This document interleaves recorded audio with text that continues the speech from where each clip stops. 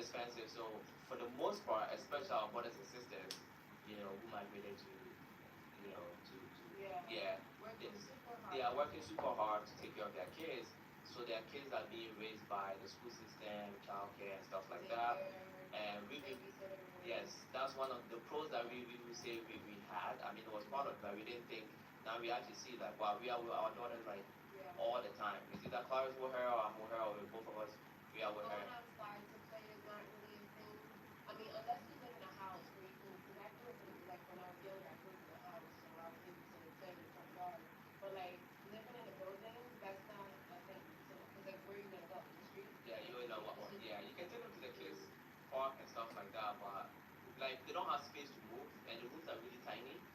In New York, like one bedroom apartment is really tiny, but now there's a big house. You can set them up. They can have fun, and again, it's good from what new parents.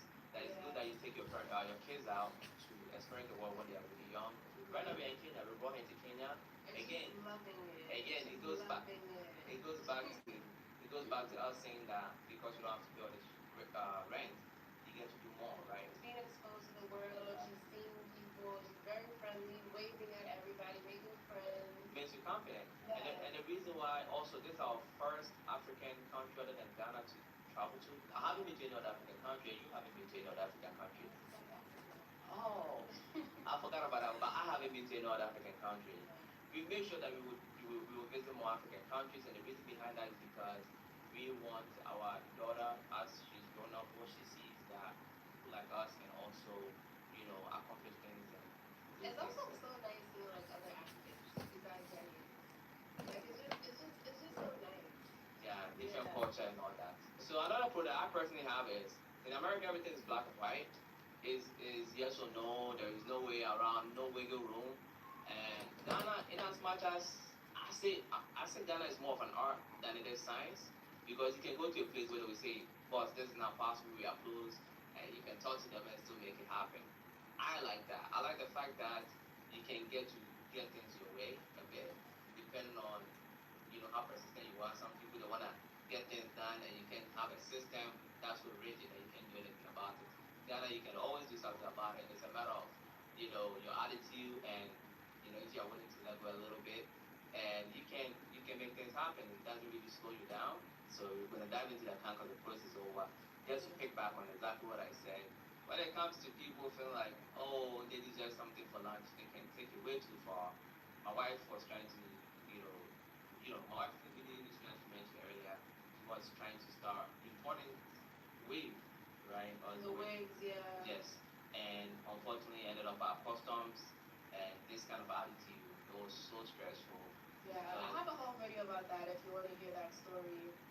Yeah, but that's definitely a kind that some of these institutions are too greedy, and they try to get the most out of you when you are in a very desperate position.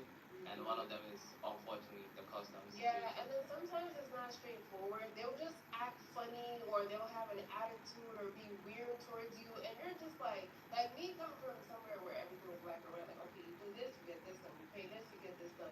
It's just like, what's your problem? Like, why are you being weird? But it's all because they want a little something. They just want you.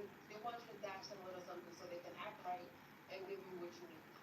That reminds me of when we went to get our passports.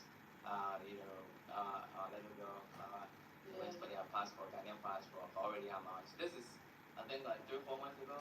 And in that scenario, there was nothing the guys could do for money because, I mean, the passport is done. We are just here to pick it up. And he was doing the most. He called us. We didn't even know that he's the one that called us. So he was asking us what number called us. Mind you, it had been like a week had passed already. So now we're supposed to look through our call log and find the number that called us. Which That would make sense because if you have the passport, I'm giving you my name. Just look it up, and you can just look at the photo on the passport to make sure it's us.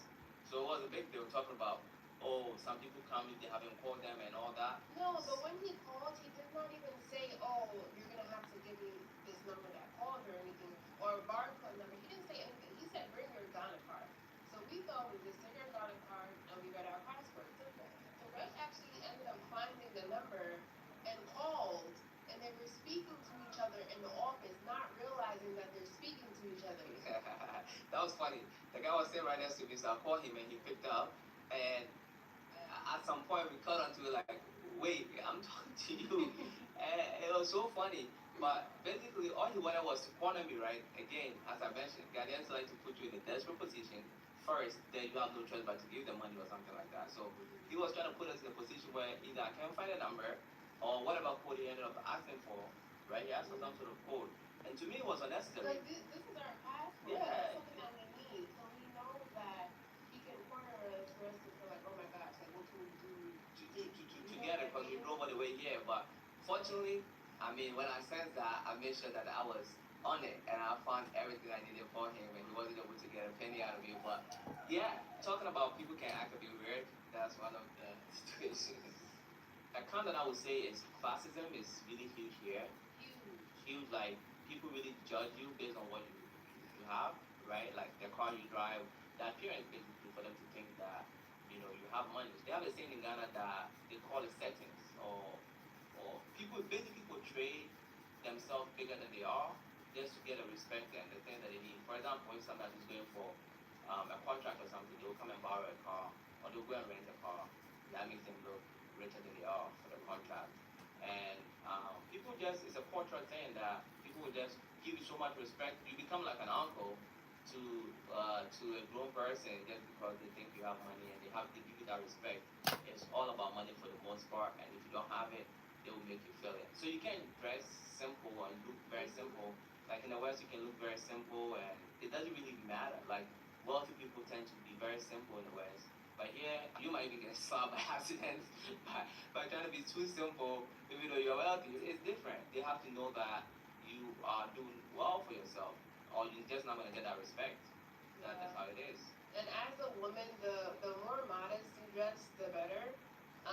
Because there are certain outfits that I wear in New York, not like it's super exposing or anything like that. But if I were to wear that here, it's you know you're seen as like they're gonna look at you a certain way. So yeah, as a woman, the more modest you dress, the better. The more respect you'll get. Alright, so another con is although we have met some really nice, bubbly, full of life, happy people, I have come across people with the nastiest attitude one too many times. And I feel like, for me, it feels like it's for no reason because I personally haven't done anything to you. Because I know people are going to say, oh, well, they're not happy, they're not making enough money, blah, blah, blah. Which is like, okay, that's understandable, but also, I've experienced this attitude from business owners as well, and yeah, I don't understand. It's not something I'm used to because I can't speak up for all of America, but in New York, even people that are not particularly so happy with their jobs or getting paid like a hefty amount are still